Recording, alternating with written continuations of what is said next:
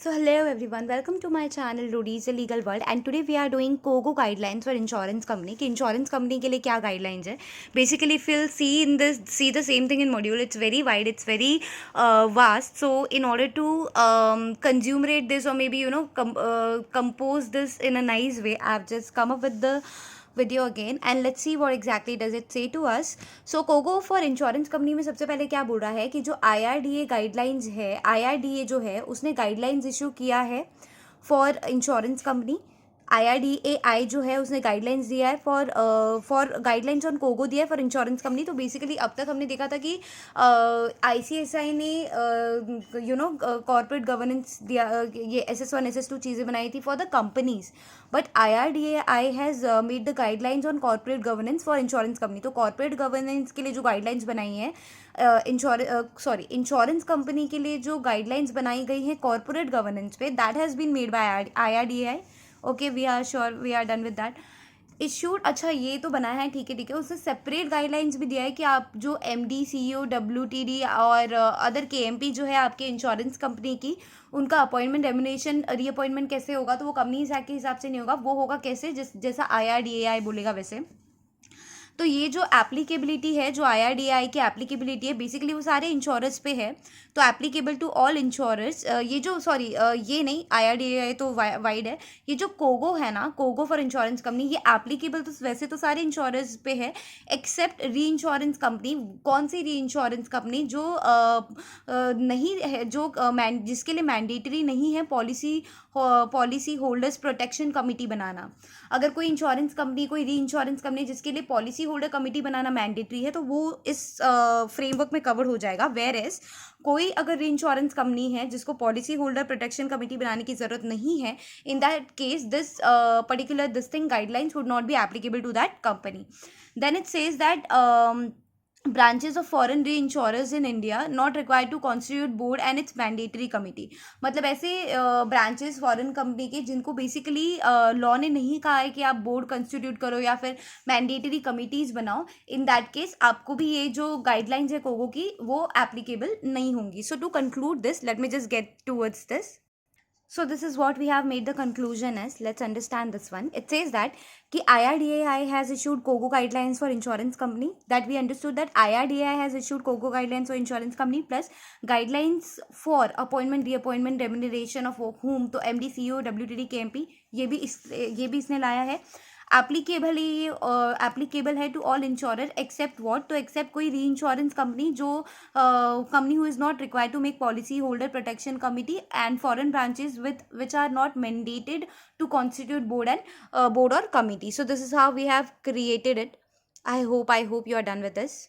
So let's understand the part 1 of this particular this thing, insurance company. अभी तक हमने applicability देखी, insurance company का इंट्रो देखा कि किस पे एप्लीकेबल है, किस पे नहीं है, किसने गाइडलाइंस इशू किए हैं, किसके ऊपर गाइडलाइंस इशू किए हैं. नाउ लेट्स अंडरस्टैंड कि इंश्योरेंस कंपनी का गवर्नेंस स्ट्रक्चर कैसा होता है. सो insurance company could have different structure with board of director headed by executive और नॉन एग्जीक्यूटिव चेयरमैन. बेसिकली जो बोर्ड ऑफ डायरेक्टर्स होता है कंपनीज एक्ट का, वो टोटली डिफरेंट होता है with what the insurance company has. तो that is what it says that insurance company could have different structures with board of directors headed with executive and non-executive directors and influenced by its association within insurance group. तो basically influence किससे हुए? जो इनके insurance group companies हैं उनसे influence हुए हैं, जो इंडस्ट्री स्पेसिफिक है basically. Then insurers who are part of financial group, वो इंश्योरर जो कि पार्ट है फाइनेंशियल ग्रुप के, subject to regulatory requirement on governance policies established universally across the group.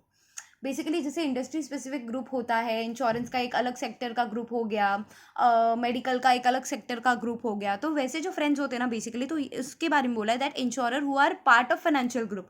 तो बेसिकली इंश्योरर ऐसे भी होते हैं जो पार्ट नहीं होते फाइनेंशियल ग्रुप के, such as the sales team हो गई. वो लोग डायरेक्टली कहीं, जो लोअर लेवल की मैनेजमेंट है वो डायरेक्टली कहीं ना वो फाइनेंशियल ग्रुप से लिंक तो नहीं है ना. So insurer who are part of financial group जो बेसिकली फाइनेंशियल संभाल रहे हैं, subject to regulatory requirement on governance policy established universally across the group. So we are done with governance structure. Governance structure में we understood one thing. We understood that कि insurance company में ED and non executive director non executive directors का composition होगा, mix composition होगा, influence by there industry specific group. और जो insurer है, जो पार्ट है फाइनेंशियल ग्रुप के,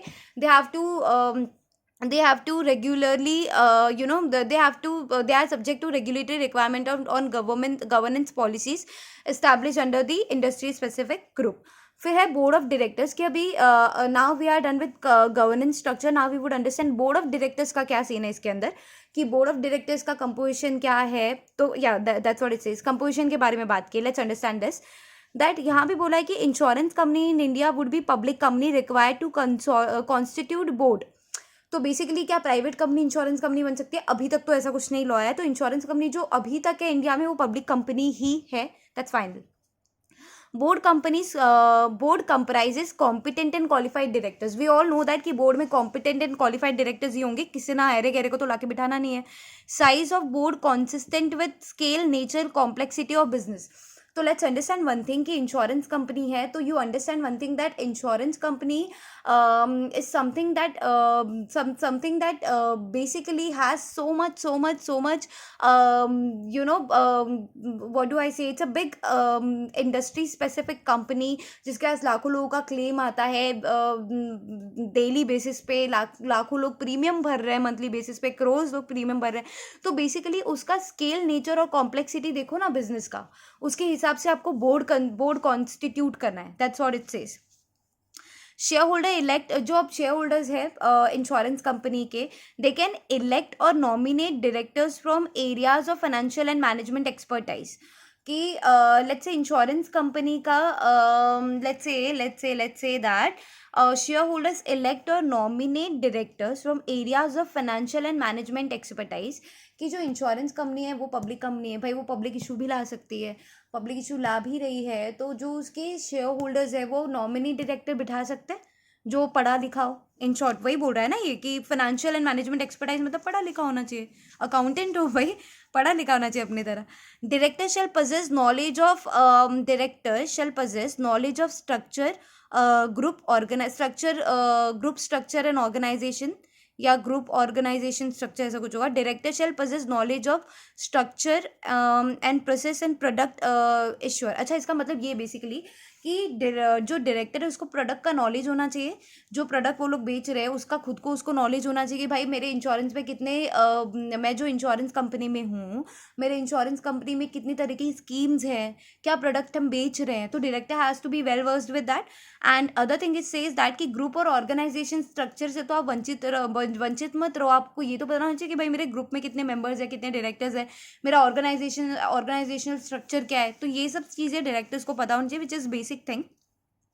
now this is important. Minimum independent director कितना होगा? तो ये बोल रहा है कि वैसे तो 3 होगा, लेकिन स्टार्टिंग के 5 साल में ना 2 भी चलेगा, 2 चलेगा. मतलब वैसे minimum independent director insurance company has to be 3, लेकिन स्टार्टिंग के इनिशियल 5 years जब तुमने स्टार्ट किया इंश्योरेंस बिजनेस तो 2 इंडिपेंडेंट डायरेक्टर रखोगे तो भी चलेगा, प्रोवाइडेड अगर कोई वैकेंसी होती है. तो जब आप बोर्ड मीटिंग रख रहे हो या 3 month from that particular vacancy whichever is later, वहाँ पे एटलीस्ट तुमको एक इंडिपेंडेंट डायरेक्टर को वापस से अपॉइंट कर लेना है अगर वैकेंसी है तो. मतलब 3 महीने का टाइम दिया जाता है. चेयरमैन ऑफ बोर्ड जो है अगर वो नॉन एग्जीक्यूटिव है तो CEO should be whole time director. अगर आपका चेयरमैन जो है वो नॉन एग्जीक्यूटिव डायरेक्टर है, पार्ट टाइम है, तो आप मेक श्योर करो कि CEO एटलीस्ट होल टाइम हो. ठीक है. As per section 149. अच्छा, आईडी है तो आईडी को भी सेक्शन 149 का कंप्लाई करना. और फिर बोल रहा है एज पर सेक्शन 149 एटलीस्ट एक वुमेन डायरेक्टर को रखो जिसका paid up capital 100 crore 300 crore हो तुम्हारी कंपनी का, तो एक वुमेन डायरेक्टर को आपको रखना पड़ेगा. तो if we conclude this, how do we do this? Let me just check it out. We can highlight this thing, क्योंकि एग्जाम में इतना पूरा पढ़ने का टाइम नहीं है. We can highlight this thing कि जो इंश्योरेंस कंपनी है वो पब्लिक कंपनी है तो कॉन्स्टिट्यूट करना पड़ेगा बोर्ड को. ठीक है. Then we can see that कि बोर्ड जो है comprises competent and qualified directors. कि बोर्ड जो है would be comprises of competent and qualified directors. Then we know that कि size of the board consistent, मतलब जो बोर्ड का साइज है has to be consistent with scale, nature, complexity of business. Then another thing, ये matching matching देख लेते कुछ similar रहा तो। ये जो ये है ना, शेयर होल्डर नॉमिनी डायरेक्टर बिठा सकते हैं, वी कैन, ये तीन चीज़ों को कर सकते हैं। ये वाला कि जो मिनिमम इंडिपेंडेंट डायरेक्टर है वो 3 होगा नॉर्मली, 2 होगा इनिशियल 5 ईयर्स के लिए। कोई भी वैकेंसी होगी तो इमीडिएट बोर्ड मीटिंग या 3 मंथ्स विच लेटर वो फिल कर लो आप। और अगर आपका चेयरमैन जो है वो नॉन एग्जीक्यूटिव है तो CEO WTD होना चाहिए। एज पर ये छोड़ दो, एटलीस्ट वन वुमेन डायरेक्टर होनी चाहिए अगर पेड अप कैपिटल इतना और इतना है तो। ये तीनों को एक साथ ले लिया, राइट। फिर 2 चीज़ें और बच गई, that director shall possess knowledge. अच्छा, ये वाली चीज़ है कि डायरेक्टर्स को नॉलेज होना चाहिए अबाउट वॉट तो स्ट्रक्चर ग्रुप, मतलब ग्रुप एंड ऑर्गेनाइजेशन स्ट्रक्चर क्या है, प्रोसेस एंड प्रोडक्ट का नॉलेज होना चाहिए। शेयर होल्डर्स जो है वो इलेक्ट कर सकते हैं नॉमिनी डायरेक्टर्स को from areas of financial management and expertise. तो if we conclude this, what do we understand by board composition in insurance company? Let's conclude this. सबसे पहले हमने बोला कि इंश्योरेंस कंपनी जो है वो पब्लिक कंपनी होनी चाहिए और कॉन्स्टिट्यूट करेगी बोर्ड को। फिर हमने देखा कि जो बोर्ड है वो comprises competent and qualified directors होने चाहिए। सिमिलरली जो डायरेक्टर्स हैं उनको नॉलेज होना चाहिए ग्रुप स्ट्रक्चर का एंड प्रोडक्ट का नॉलेज होना चाहिए। साइज ऑफ द बोर्ड जो है वो scale, nature and complexity of business के हिसाब से रखना पड़ेगा। शेयर होल्डर्स नॉमिनी डायरेक्टर्स बिठा सकते हैं जो पढ़ा लिखा हो। फिर ये तीनों चीज़ हमने साथ में देखी, वुमेन डायरेक्टर होगी जिसका पेड अप कैपिटल 100 करोड़ या 300 करोड़ होगा।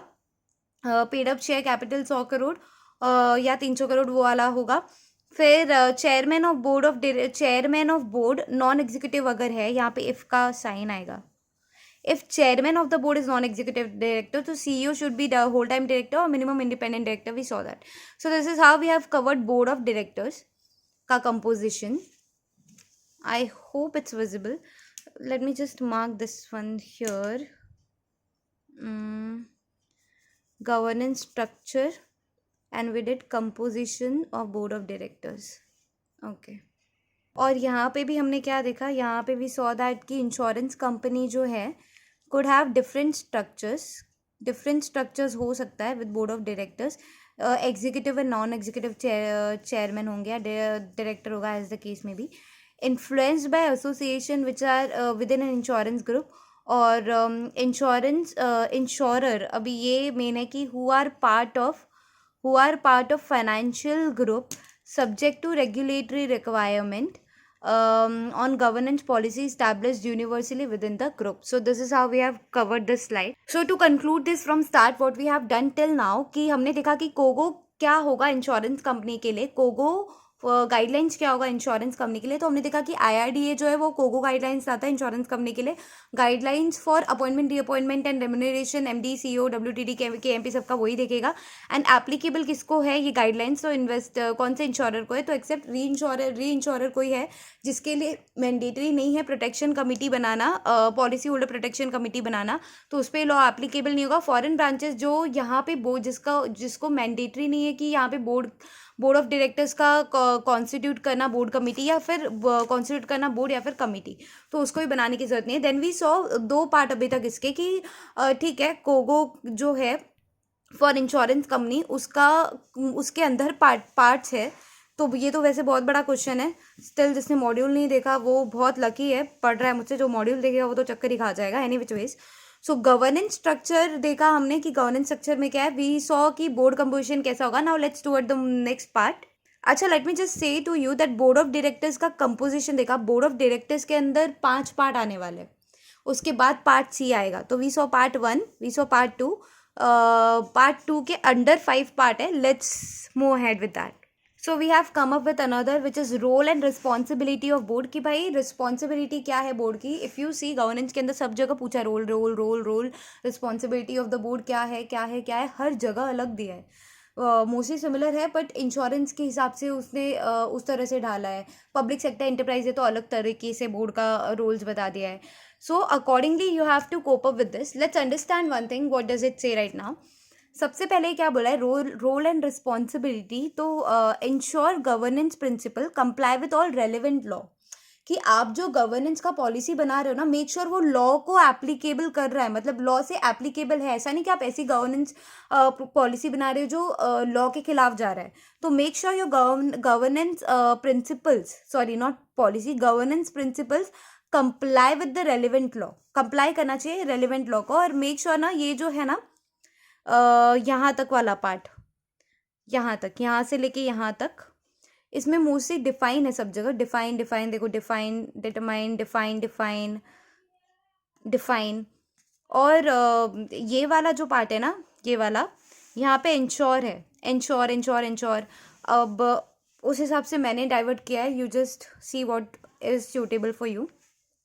ठीक है, so role and responsibility of the board, की इंश्योर करना है बोर्ड को कि भाई मैंने जो गाइडलाइंस बनाई है, मैंने जो गवर्नेंस प्रिंसिपल्स बनाए हैं, that complies to the relevant laws. Second बोल रहा है that the board should set principles, कि बोर्ड को कुछ प्रिंसिपल सेट करना चाहिए। तो क्या, तो उसको प्रिंसिपल कैसे बनेगा भाई, वो चीज़ें डिफाइन करेगा तब तो प्रिंसिपल बनेगी, डिफाइन करेगा डिटरमाइन करेगा तब तो प्रिंसिपल्स बनेंगे। तो क्या है, क्या करने वाला है वो, तो बेसिकली डिफाइन करेगा, रिव्यू डिफाइन एंड रिव्यू करेगा बिजनेस पॉलिसी, डिफाइन करेगा अंडर राइटिंग पॉलिसी, डिटरमाइन करेगा retention and reinsurance policy, levels of retention of risk, define करेगा policy in regard to investment of its assets, and define करेगा insurance policy on appointment qualification human resources. कुछ समझ में नहीं आएगा, let me just make you understand on this. तो role and responsibility of board में देखा कि जो भी प्रिंसिपल वो बनाएगा वो एप्लीकेबल रेलिवेंट लॉ के हिसाब से बनाएगा। सेकंड हम देख रहे हैं सब डिफाइन करने के लिए बोल रहा है, डिटरमाइन करने के लिए बोल रहा है क्या। तो फर्स्टली ये देख लो कि सारी पॉलिसीज़ के बारे में बात कर रहा है, तो मैंने इसीलिए बड़ा सा ये बना के पॉलिसी लिख लिया कि जो भी है होने वाला पॉलिसी है। तो कौन सा पॉलिसी, इन्वेस्टमेंट पॉलिसी, यहाँ पे इन्वेस्टमेंट पॉलिसी, फिर business policy, underwriting policy, फिर retention and reinsurance policy, and यहाँ पे level of retention of risk, and define है sorry, so define policy in regards to investment. तो देखो यहाँ पे मैंने शॉर्टकट बनाया, if you all see that, if you all can see that, कि गवर्नेंस एज पर लॉ होना चाहिए, गवर्नेंस एज पर लॉ होना चाहिए। फिर यहाँ पे लिखा है मैंने दैट पॉलिसीज़ जो है बिजनेस की, अंडर राइटिंग की, री इंश्योरेंस की, रिस्क रिटेंशन की, इन्वेस्टमेंट की, तो वो डिफाइन एंड डिटरमाइन करना है। तो किस किस की पॉलिसी, बिजनेस की, अंडर राइटिंग की, री इंश्योरेंस की, रिस्क रिटेंशन की एंड इन्वेस्टमेंट की। तो आर यू अंडरस्टैंडिंग क्या देखना है अपने को इसमें, what do we have to see in this is that business policy, risk retention, retention of risk retention policy, retention या फिर reinsurance policy, investment policy, underwriting policy and insurance policy on appointment qualification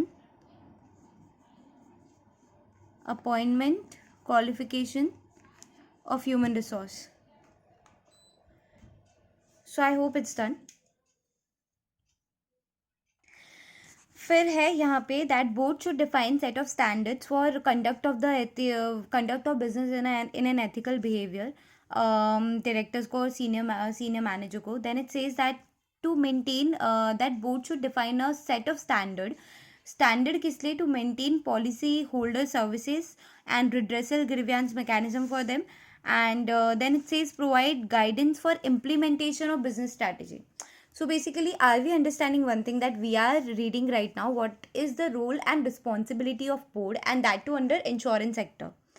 Did we understand one thing, that we are studying roles and responsibility of board under insurance sector.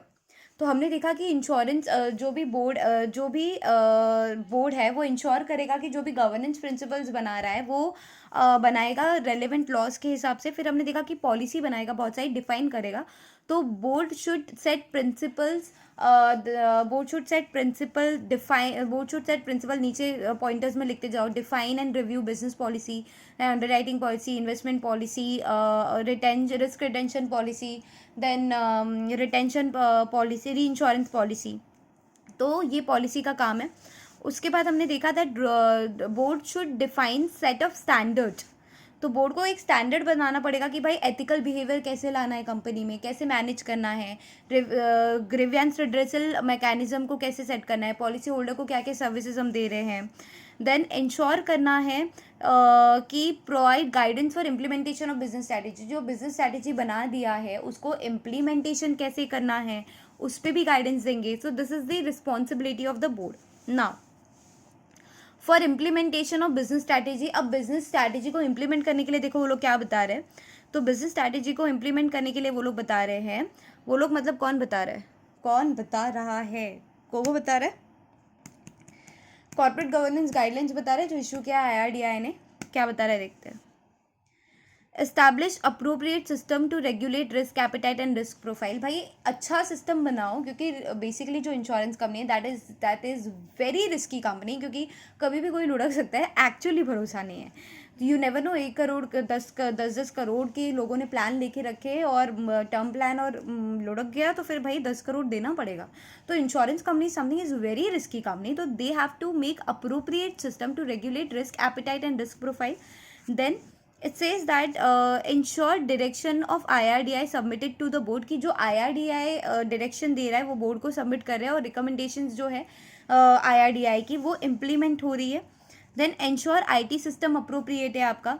Ensure robust compliance system, मतलब compliance बहुत तगड़ा कर रहे हो आप, IT अच्छा है, compliance अच्छा है।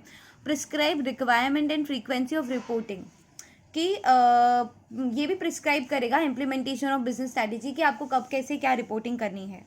इसमें इंश्योर है सब कुछ। तो ensure establish ensure appropriate system to regulate risk, ensure IT system, ensure robust compliance, ensure requirement frequency of the reporting. So that is it.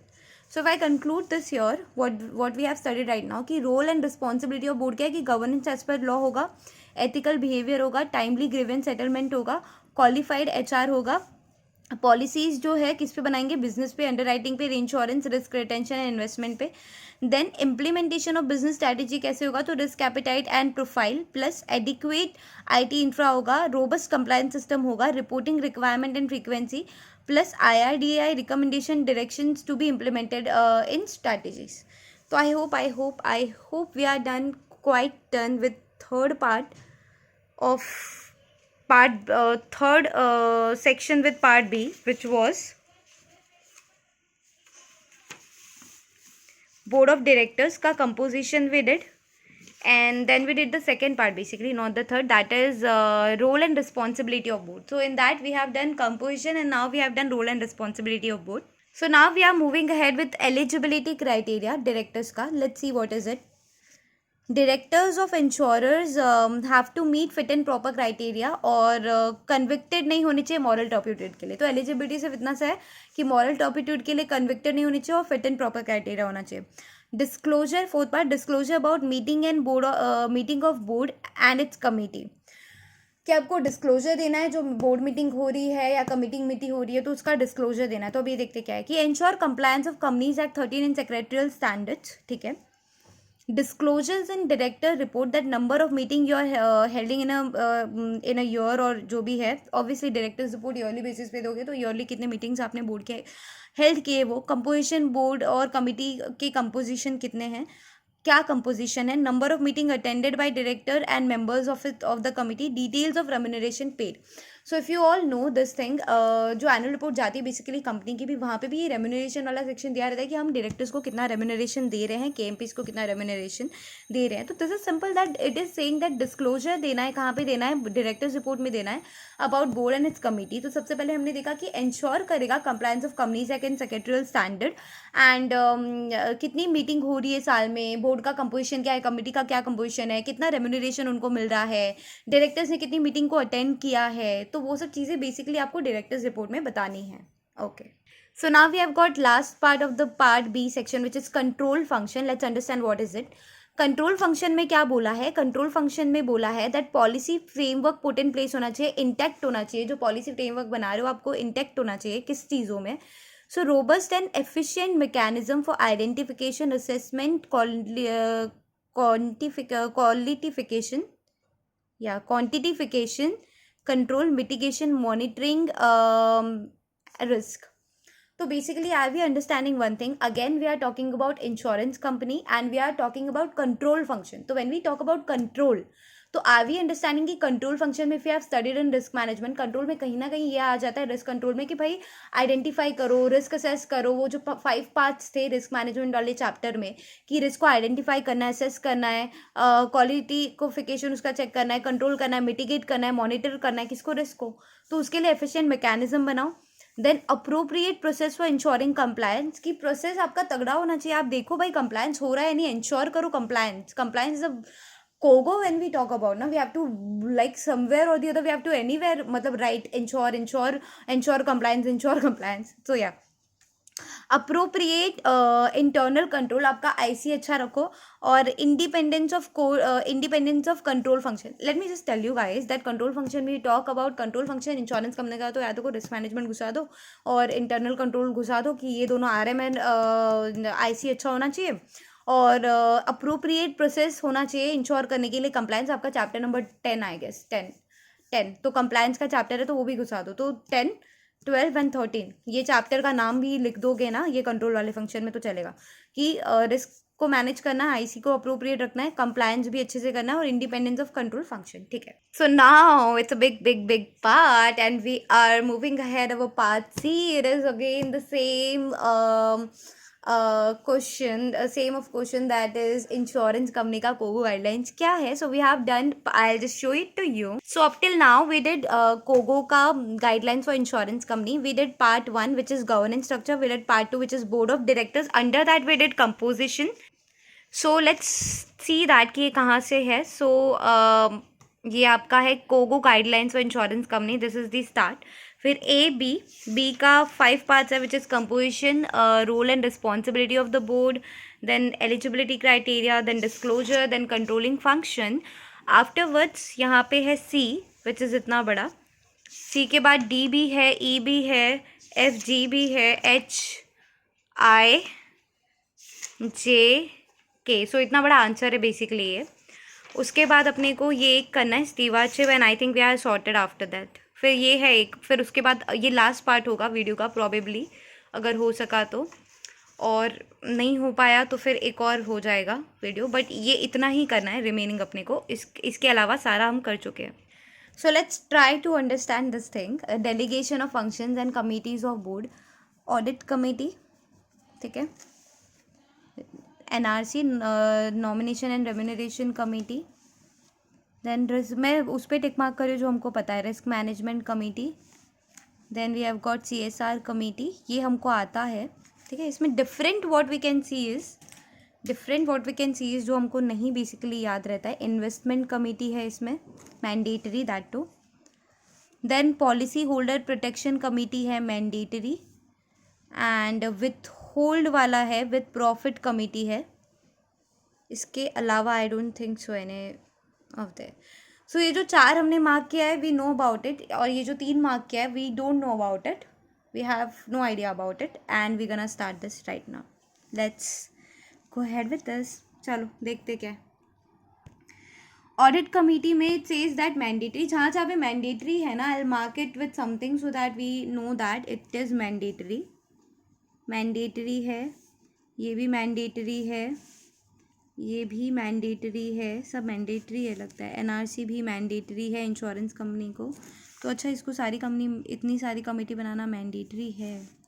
CSR भी मैंडेटरी है. तो एक बची, ये मैंडेटरी नहीं है क्या बेसिकली, मतलब सब मैंडेटरी है. लेट्स सी ये वाला मैंडेटरी है या नहीं. विद प्रॉफिट कमेटी, नहीं इसमें मैंडेटरी जैसा तो कुछ दिख नहीं रहा है. तो बेसिकली विद प्रॉफिट को छोड़ के वी नो दैट कि ये सारी कमिटीज़ बनाना मैंडेटरी है, राइट. वी नो दैट कि ये सारी कमेटी बनाना मैंडेटरी है. चलो ठीक है. देखो जब आपको ना बहुत कोई चीज़ बड़ी लगती है, बोरियत होता है ना, तो उसको ऐसे पढ़ा जाता है कि याद रहे चीज़ें, कि अच्छा ये 4 तो मुझे पता है, ये 3 थोड़ा डिफरेंट है, अच्छा इसमें सारे मैंडेटरी है. अब अंदर का पढ़ते ना, देखते क्या बोल रहा है. ज़्यादा से ज़्यादा क्या होगा, याद ही होगा, और क्या होगा. चलो, डू वी नो दिस कि ये 177 में आता है. डू वी नो दिस कि 178 में आता है. डू वी नो दैट 135 में आता है. रिस्क मैनेजमेंट किधर है, इसका कोई सेक्शन नहीं है, ठीक है. ओके, विथ प्रॉफिट इन्वेस्टमेंट का भी नहीं है. So at least we know that 177, 178 and 135. Yes, we know that. ठीक है, ऑफ कंपनीज एक्ट. तो उतना चीज़ें पोर्शन तो ख़त्म कर लिया. अब देखते हैं आगे क्या बोल रहा है. We know that minimum 3 directors होता है एंड मेजॉरिटी जो है वो आईडी होंगे. We all know that. तो ख़त्म हो गया ना ये ऑडिट कमेटी. इतना ही बोल रहा है बस. देखो ना क्या बोला इसने कि ऑडिट कमेटी मैंडेटरी है. 177 में आता है 3 डायरेक्टर, मेजॉरिटी आईडी रख लो. समझ गया. ठीक है, एनआरसी पे आते हैं. एनआरसी में थोड़ा सा ये कुछ भलता बोल रहा है. That section 34A(1) of insurance act 1938 remuneration of CEO WTD subject to approval of IRDAI. ठीक है. Overall management cost of insurer governed by insurance act. तो इसमें थोड़ा सा डिफरेंस कहाँ आ गया. ये एक्ट की बात करें, ये याद नहीं रहने वाला, सो रिलेटेड भी. एनआरसी मैंडेटरी है, 178 में आता है. और रेम्यूनरेशन CEO या WTD का subject to approval of IRDAI है. और जैसे कि बेसिकली कंपनीज एक्ट में companies act subject to companies act होता है, सिमिलरली सब्जेक्ट टू IRDAI है. और overall management cost of insurer governed by insurance act. कि जो मैनेजमेंट कॉस्ट होगा उसको गवर्न किसने किया, तो इंश्योरेंस एक्ट ने किया. तो ये दोनों चीज़ ठीक है, फिर भी समझ आ रही है. Let's head towards CSR. What does it से कि कंपनी का जो नेट प्रॉफिट है अगर वो 5 करोड़ है या फिर उससे ज़्यादा है, तो एटलीस्ट आपको 2% of average net profit 3 years का आपको 2% स्पेंड करना होगा. I just want to C that कि सिर्फ नेट प्रॉफिट वाला क्राइटेरिया है क्या. Just wait for me. हाँ, सिर्फ इतना ही दिया है. लेट्स सी दैट कि नेट प्रॉफिट ऑफ ₹5 करोड़ अगर है प्रीसीडिंग फाइनेंशियल ईयर में. कहाँ गया ये नेट प्रॉफिट 5 करोड़ है अगर प्रीसीडिंग फाइनेंशियल ईयर में, तो that has to be calculated so that it has been taken that 2% of spend not less than 2% of 3 years average net profit. अच्छा, ये क्यों दिया है प्रीसीडिंग फाइनेंशियल ईयर कि अगर आपकी कंपनी अभी स्टार्ट हुई है तो प्रीसीडिंग फाइनेंशियल ईयर का आप ले लोगे 5 करोड़ तक नेट प्रॉफिट है तो एक्सीडिंग ना required to if insurance company earns, मतलब 5 करोड़ है इन शॉर्ट आपका प्रॉफिट, तो आपको प्रीसीडिंग फाइनेंशियल ईयर में, लेट्स से कंपनी ही आपने प्रीसीडिंग फाइनेंशियल ईयर में खोली और 5 करोड़ का आपका नेट प्रॉफिट आ रहा है तो बनाना पड़ेगा. फिर 3 साल का वेट नहीं करना है. और जब 3 साल हो जाता है कंपनी को और उसके बाद भी आपका 5 करोड़ तक का नेट प्रॉफिट आ रहा है या उससे ज़्यादा आ रहा है, तो 2% एवरेज लेंगे 3 साल का और उतना स्पेंड करेंगे. चलो ठीक है. लेट्स अंडरस्टैंड कि क्या बोला है ऑडिट कमिटी के बारे में मॉड्यूल ने. तो मॉड्यूल बोल रहा है दैट ऑडिट कमिटी जो है वो ओवरसी करेगी financial statement, procedure and process बनाएगी adequacy of check and control mechanism के लिए. चेयरपर्सन जो है वो आईडी होगा और अकाउंटिंग फाइनेंस ऑडिट एक्सपीरियंस वाला बंदा होगा. ऑडिट कमिटी जो है वो ओवरसी करेगी functioning of internal audit department and review करेगी उसके रिपोर्ट्स को. डायरेक्टली रिस्पॉन्सिबल होगी audit committee for the recommendation of appointment remuneration of auditor. Then है प्रोसीजर और प्रोसेस. ऑडिट कमिटी ओवरसाइट करेगी procedure and process attended to issue relating to maintenance of book transaction, जिसका bearing होगा financial position पे, तो वो सारे books अच्छे से मेंटेन है या नहीं. एक्ट एज कंप्लायंस कमेटी, तो ये आपको लिखना है ऑडिट कमेटी के अंदर, क्योंकि ये दिया है मॉड्यूल में इतना बड़ा तो लिखना भी है इतना बड़ा. अगर सेपरेटली पूछ रहा है तो 5 मतलब एक आंसर बहुत बड़ा पूछ रहा है 4 मार्क के लिए तो फिर उतना बहुत सही है. बट ऑडिट कमिटी स्पेशली ऐसे पूछता है तो ये थोड़ा सा दिमाग में याद रखना है. चलो, सिमिलरली एनआरसी के बारे में देख लेते हैं. एनआरसी में बोला है जो एनआरसी है shall scrutinise declaration of applicant before appointment. मतलब एप्लीकांट को अपॉइंट करना है नहीं करना है, रिअपॉइंट करना है नहीं करना है, तो उसको स्क्रूटिनाइज करने का काम कि वो लोग ने जो डिक्लेरेशन दिया बराबर है या नहीं, वो काम है एनआरसी का. Similarly in the general meeting, similarly KMP का भी सिमिलरली वो लोग वेरीफाई भी करेंगे accuracy and the information furnished by the applicant. फिर है that information provided in the declaration at the time of appointment. हाँ, ये वही. Directors are also required to enter into deed of covenant, और वो बोर्ड ऑफ डायरेक्टर से approve भी होना चाहिए. उसके बाद है दैट कि जो एनआरसी है वो डिटरमाइन करेगी on behalf of the board of directors कि जो शेयर होल्डर्स है उनका terms of reference of the insurance company policy on remuneration package for the KMPs वो कितना होगा. Order to avoid conflict of interest, तो इसलिए आपका जो चेयरमैन होगा वो एनईडी होगा, non executive director. 1/2 of the committee would comprise of independent director और chairman of the 3 non executive director होंगे, जिसमें से चेयरमैन जो होगा वो इंडिपेंडेंट डायरेक्टर होगा। चलो इतना ही है। तो did we understand one thing that scrutinise करने का काम इसका है, वेरीफाई करने का काम इसका है, directors covenant of deed of covenant देंगे, देन टर्म्स ऑफ रेफरेंस देखने का काम इसका है। जो 3 नॉन एग्जीक्यूटिव डायरेक्टर होंगे यहाँ पे, और जो चेयरमैन होगा वो आईडी होगा, और 1/2 of the committee will comprise of IDs, that is independent director. ठीक है। So we saw from the module की ऑडिट कमिटी और एनआरसी के बारे में ब्रीफ में क्या दिया था। Now we would understand risk management committee and CSR को कर लेते हैं पहले।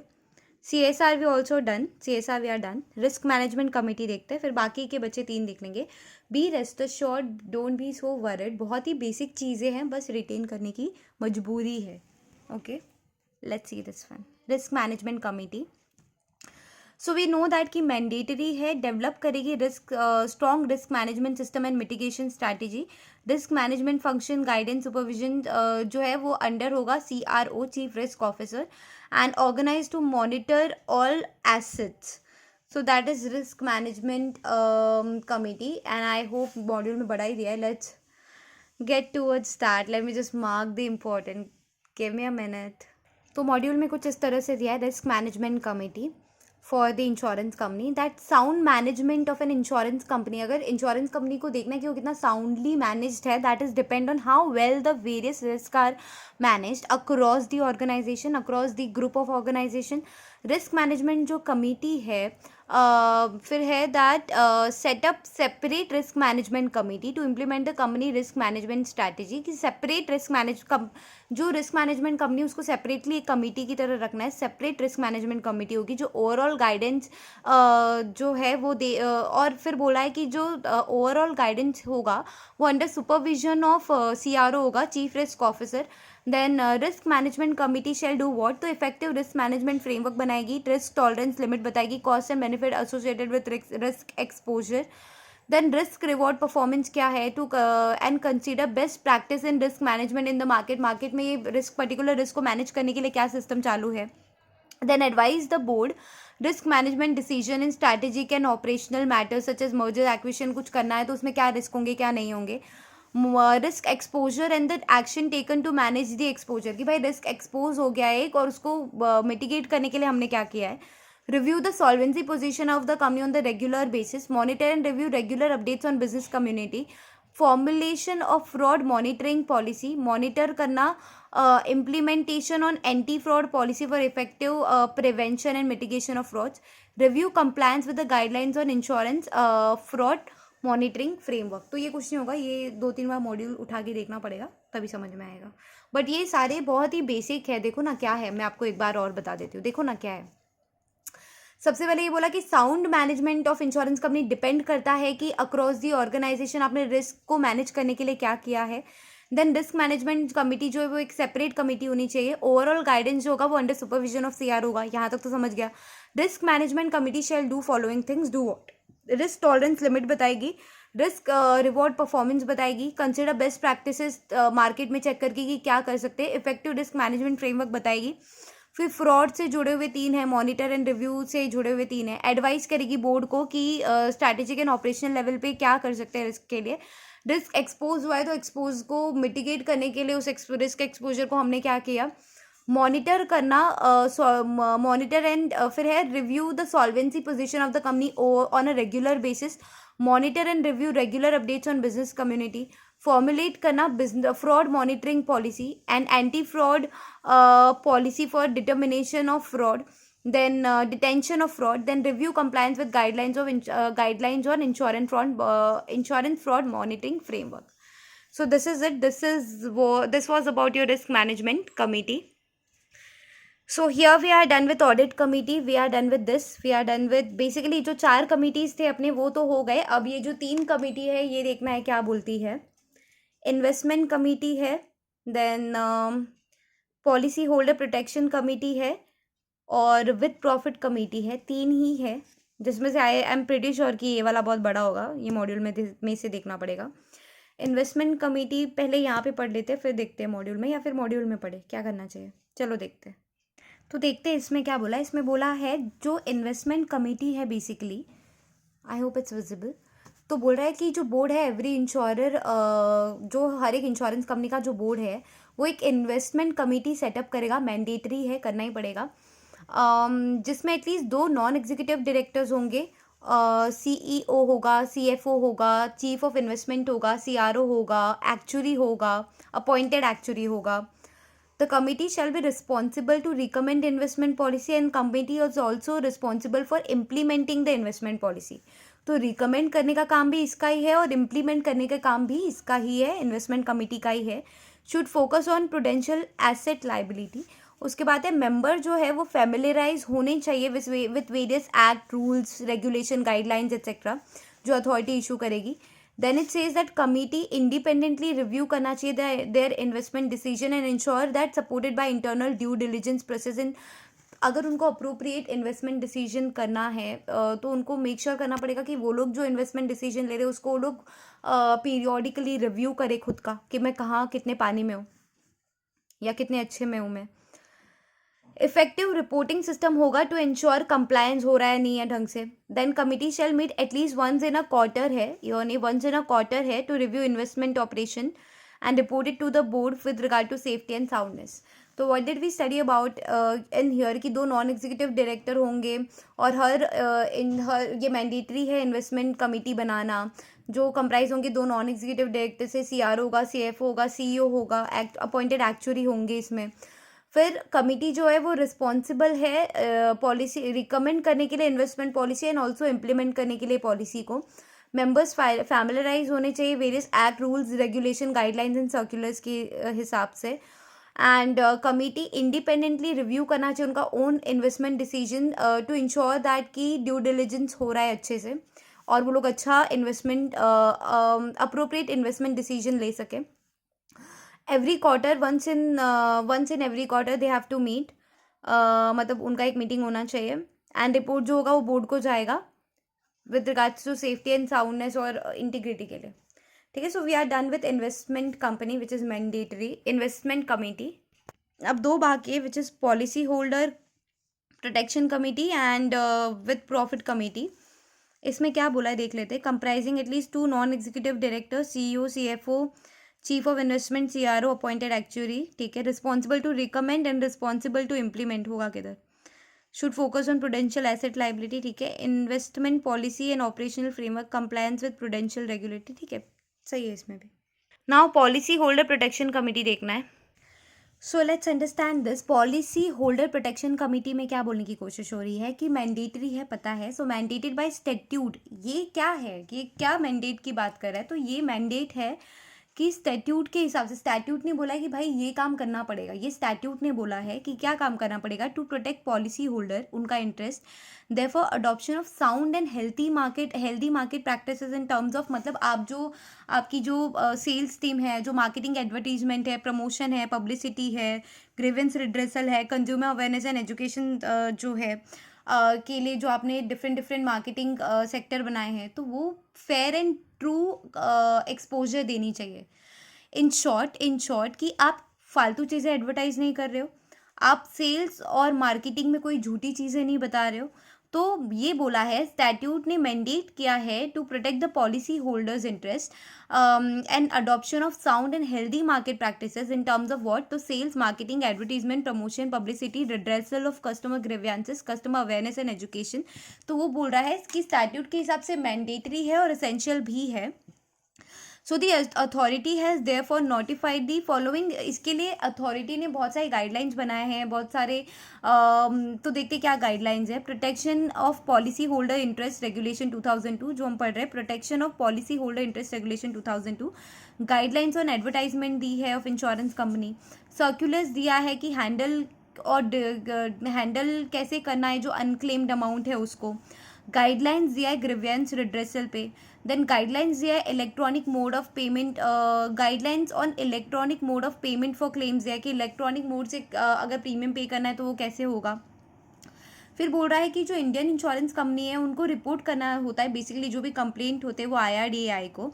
So with a view to addressing the various compliance issue relating to protection of the interest of policyholder, as also relating to keeping the policyholder well informed and well educated about the insurance product and complaint handling procedure, तो इसीलिए हमने policy holder protection committee को mandate कर दिया, because policy holder जो है, जो insurance company की जो भी पॉलिसी होल्डर है, don't we understand one thing, do you think that's really boring or difficult? It is not.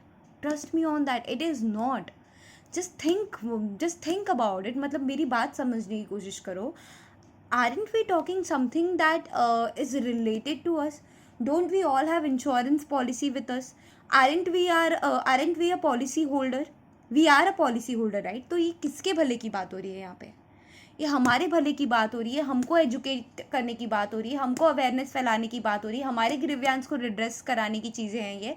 हमको कोई धोखा ना मिले मार्केटिंग के थ्रू या सेल्स के थ्रू, उसके लिए ये बातें हो रही है. और उसी के लिए IRDAI ने जो है वो insurance policy holder protection committee को बनाया है. How boring is that and how easy is that? You only tell me in the comments. Really. चलो, कमेटी का जो चेयरमैन होगा वो नॉन एग्जीक्यूटिव डायरेक्टर होगा, और कमेटी जो है वो रिकमेंड करेगी policy on customer education again. Then अच्छा, अभी इम्प्लीमेंट कराना, पॉलिसी को रिकमेंड करना और इम्प्लीमेंट करना, जैसे कि पीछे था इन्वेस्टमेंट में, तो ये काम है पॉलिसी होल्डर प्रोटेक्शन कमेटी का ही. डिस्प्यूट एक्सपीडिशियसली सॉल्व हो जाए, इसके लिए रिड्रेसल मैकेनिज्म बनाए. तो यहाँ तक हो गया. फिर आगे क्या बोला है कि review all awards given by insurance ombudsman. ये अवार्ड मतलब कोई अच्छी चीज़ की बात नहीं कर रहा है. ये बोल रहे हैं ऑम्बुड्समैन से जो अवार्ड मिलता है ना, जो अवार्ड मतलब क्या बोलते हैं उसको, ऑम्बुड्समैन जो होता है वो कंप्लेंट रिजॉल्वर होता है समवेयर और दी अदर. अवार्ड्स मतलब जो वो ऑर्डर दे रहा है, जो अवार्ड दे रहा है, order in short civil code के हिसाब से, तो उसको रिव्यू करने का काम करो. Review the measures taken to reduce, क्योंकि कस्टमर कंप्लेंट बढ़ रहे हैं आपके इंश्योरेंस कंपनी के, तो क्यों बढ़ रहे हैं, रिड्यूस क्यों नहीं हो रहे हैं, कैसे होंगे, तो वो देखने का काम आपका है. ठीक है.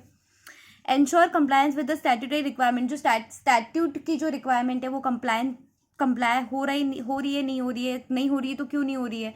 मटेरियल इन्फॉर्मेशन पॉलिसी होल्डर को देना है, वो इंश्योर करने का काम आपका है. Details of grievances periodic interval पे आपको अथॉरिटी को देनी है. इंश्योर द फिर review of claim report including status of outstanding claim with agreeing. Review of claims report कि कितने क्लेम्स आ रहे हैं. Then claims with ageing of outstanding claims कि कितने क्लेम्स अभी आउटस्टैंडिंग है. फिर review of unclaimed amount of policy holder, तो वो अनक्लेम अमाउंट कितने हैं, तो उसका क्या सेटलमेंट करना है, तो वो सारी चीज़ें. तो I think we are done with this.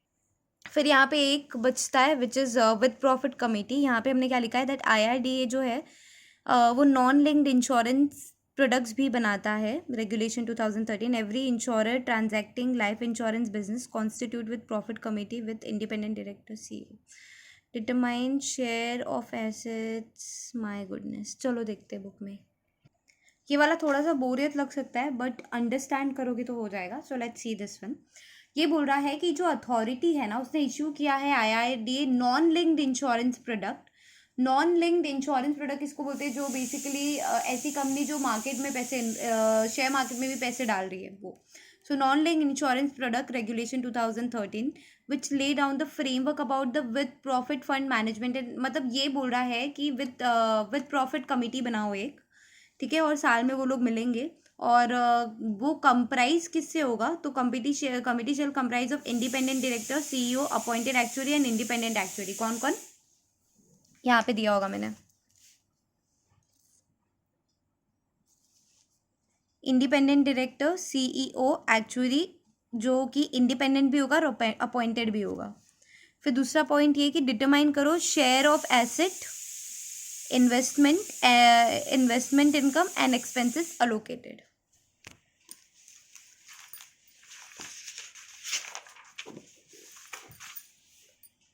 इसमें क्या बोल रहा है,